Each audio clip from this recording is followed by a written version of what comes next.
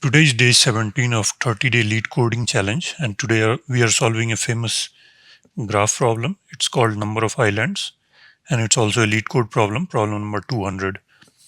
So what is meant by island? So you are given a graph. It's in the form of a grid, 2D grid, and here 1 denotes land and 0 denotes water. And you can assume that outside this grid, everything is water. So you have to find how many islands are there. Island is surrounded from all sides by water. So if you look at this one, this side it's water, everything outside the grid is water. This side it's water, this side it's land, this side also it's land. And you are allowed to take 4 directions. So if you are in a cell ij, I is this row number, j is column number, and you are here. Then you have 4 neighborhoods. You will not look at diagonal, you will just consider 4 neighborhoods. So this one, this one, this one, this one. These are the 4 neighborhoods. So you have to check what are in the neighborhoods of this current cell. If this current cell is a land and you have a land here also, then these are connected. And you will find out all such isolated pieces of land. So let's run through this for our example.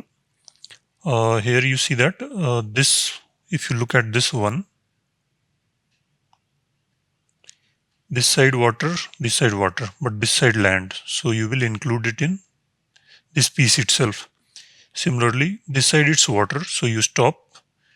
2 sides it's water, this side it's land. So this is included in this piece only since these are connected. Similarly, this is also connected. But now this is one piece of land and this side already it's water, water. Here also it's 0, 0, so water. This one does not count because we consider only 4 neighborhoods, left, right, top, down, not diagonal. And this side also it's water. So all the 4 sides are water. So this is one piece of land.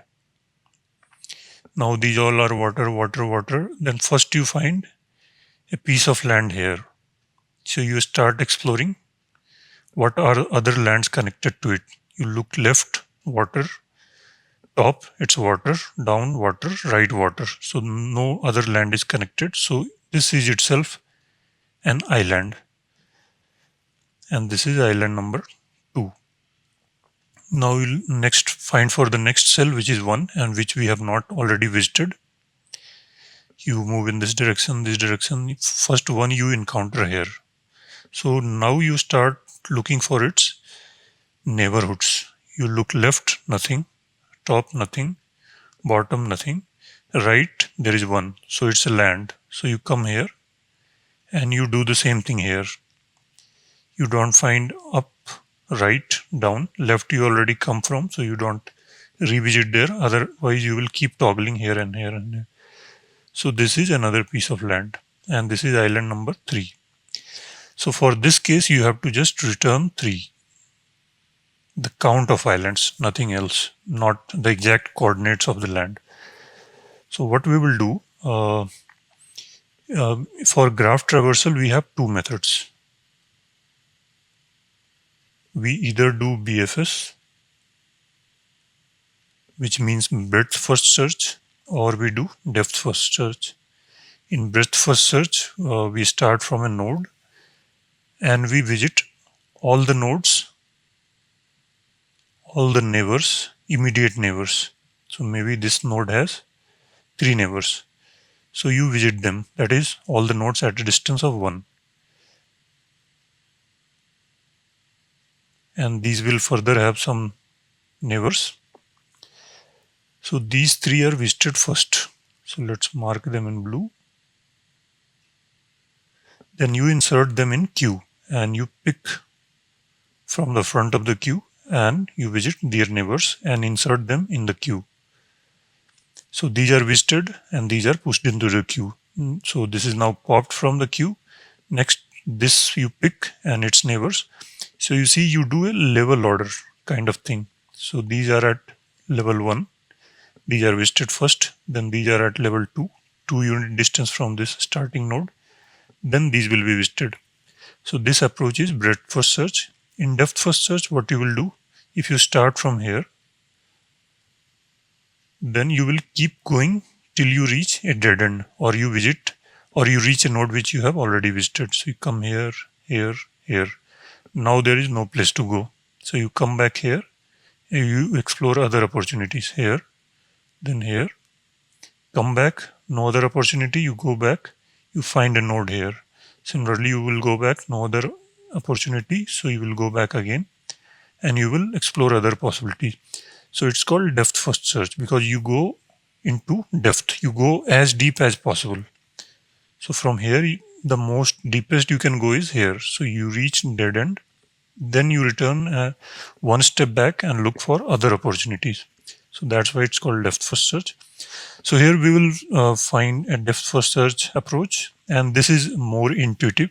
For example, a rat is in a maze and it wants to find out a way out of this maze. So it will not start from a place and look for all the three unit distance options first, then from there it will try one step. That is not the natural way. It will go as deep as possible. If it has reached deepest or it has reached a dead end, it will come one step back, and let's say it has a photogenic memory and it will not revisit. It's keeping track of where it has visited. So depth first search seems to be more natural. You can do it with breadth first search also for this problem, but I will continue with depth first search. So I will start from this position. So this I is a variable which denotes row number, and it's 0, 1, 2, 3. Similarly, j denotes column number, and this is 0, 1, 2, 3, and 4. So we will start from top left, and whenever we find a 1, we start DFS on it. So what is the way? I equal to 0 to, we can denote this by W, width, and this by height.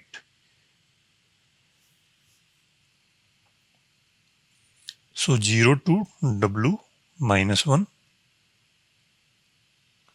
and another loop from j equal to 0 to h minus 1.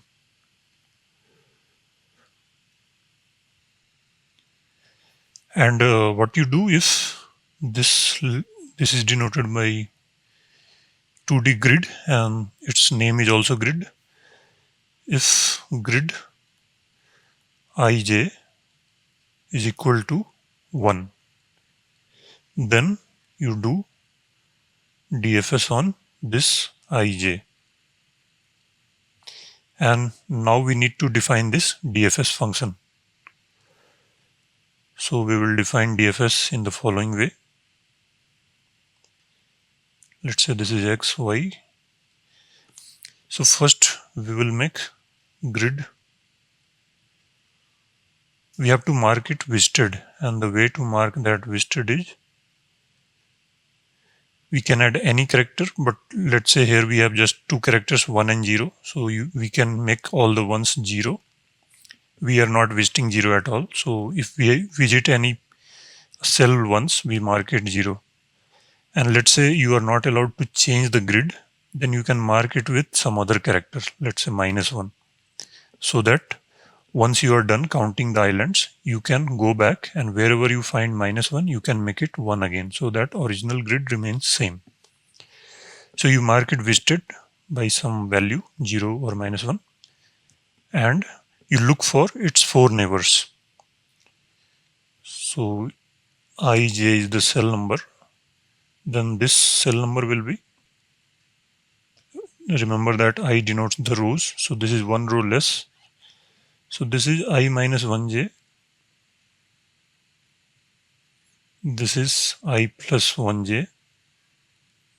This is in the same row. So I, but column number is one more. So j plus 1. This is also in the same row, but one column less. So I, j minus 1. So you look for all these 4 values, all these 4 pairs or positions or coordinates, whatever you want to say. And if any of them are 1, so if any 4 neighbors, these 4 neighbors you will have to check by providing grid I j minus 1, or here it's x, so grid x j minus 1 is equal to 1.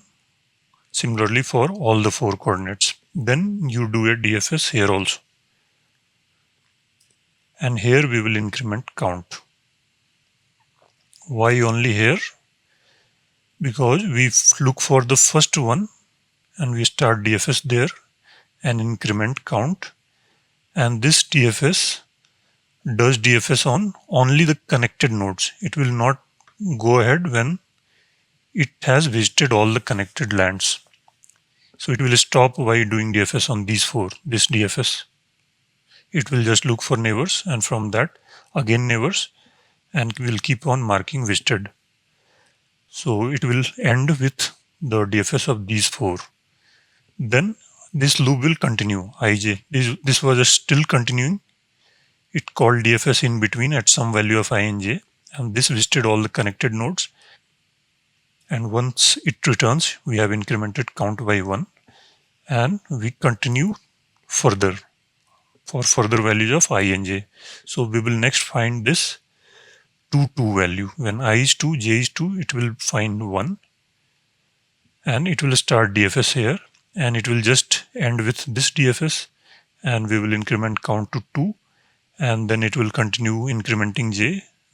Then from here it will increment I, then j, and here it will at I equal to 3, j equal to 3, it will meet 1 again, and it will start DFS here, which will cover these 2 elements, and we will increment count to 3. And now this DFS will make it 0, 0, so it will not find any other one, and this will return. So let's write the code in C++, then Java, and finally we will write it in Python, and we will follow exactly same approach. So this is the exactly same problem being described. First, we need to define a DFS function.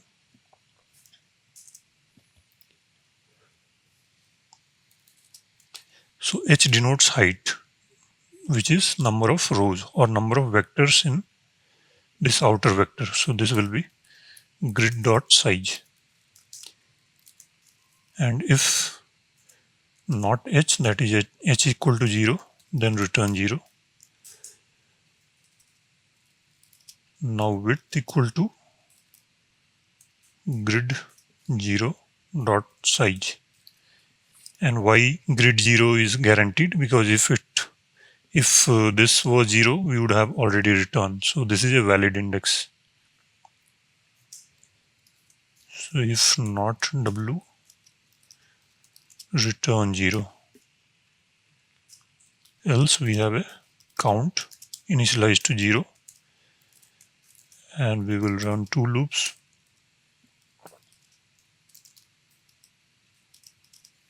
I is the height, less than height, I plus plus, for int j equal to 0, j is less than width, j plus plus,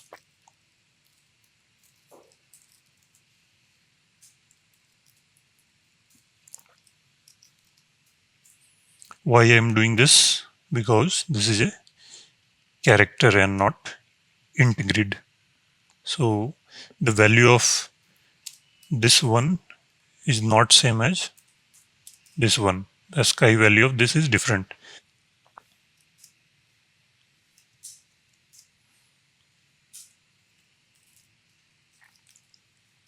So we do DFS here. So let's define the DFS.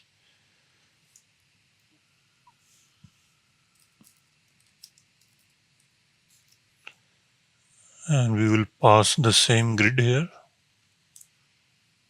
and also the position from where to start, x, y. And here we don't need any validity check, because always some valid index will come here. because we are always calling it from this loop and also from this function itself where we will do validity check.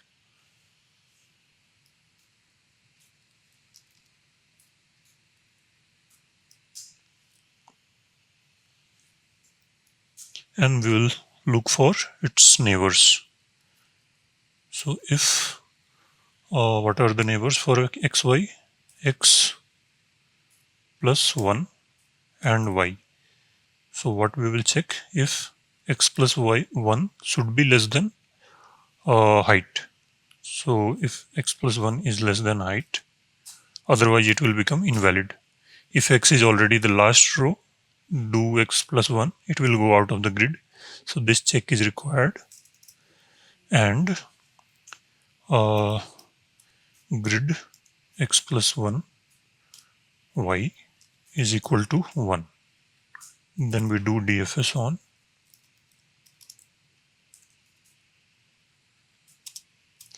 So this is the neighbor that is exactly below that cell. We will do for others. 4 neighbors. X plus 1, then x minus 1. And maybe that x is the very first row. So if we do minus, we go out of grid. So it should be greater than equal to 0. Then we have looked at bottom top. Let's look at left. X is same, so y minus 1 is greater than equal to 0.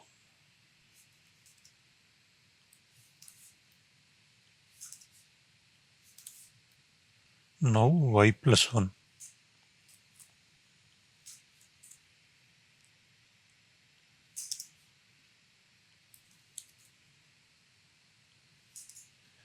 Make sure that you change the values at all the 4 places if you are copy pasting like me here,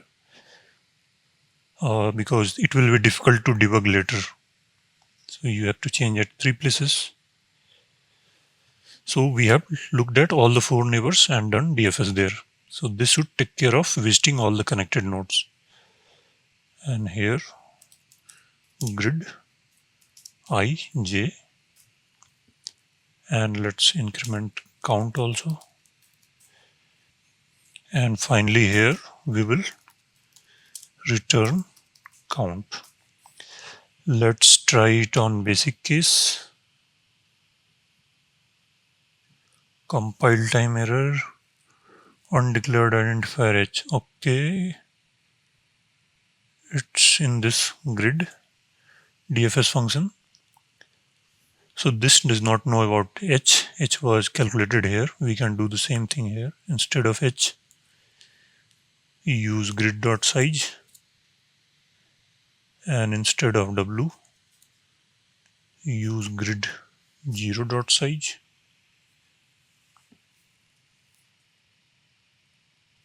And it works. So let's submit it. And our solution is accepted.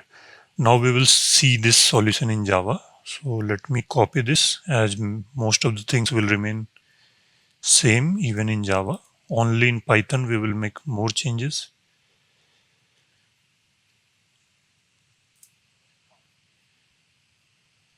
So this bracket is extra.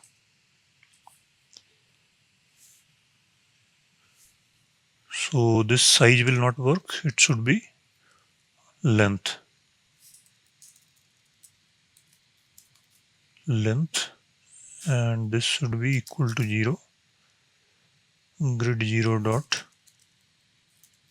length.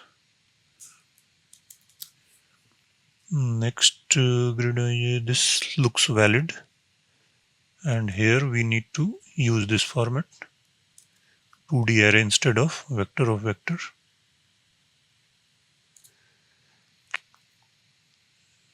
And again here it should be length.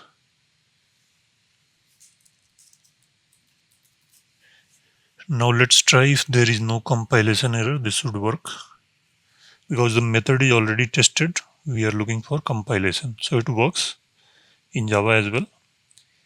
So we can go ahead and submit it. And this solution is also accepted.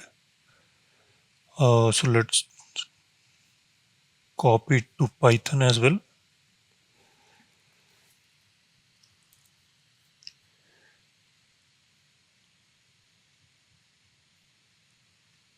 And here it will be lots of changes. First of all, these braces are gone. Then there is nothing called int. Let's call len grid. If h equal to 0, return 0.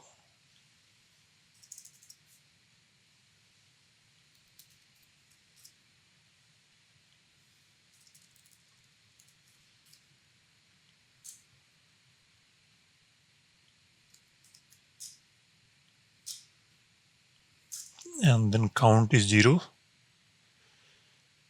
And for it's I in range. So we will write I in range from 0 to I is along the vertical. And in range, the second value is never reached. It's one less than that. So this should work. Similarly, for j in range 0 to w. And this is not required. If this is equal to 1, then count plus equal to 1. And we do DFS.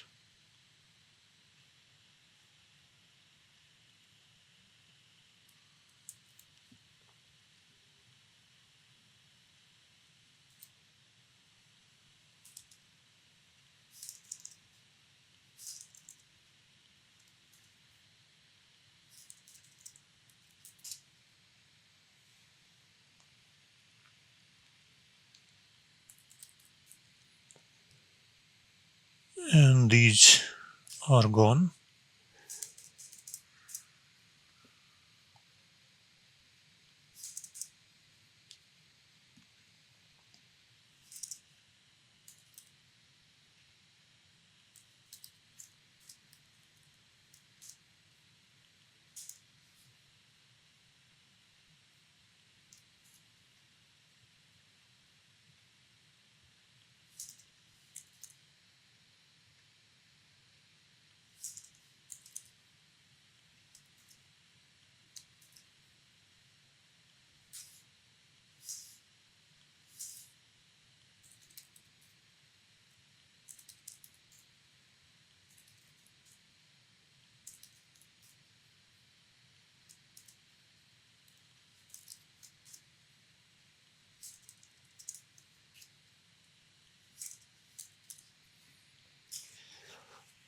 So I have made the changes. It should work now.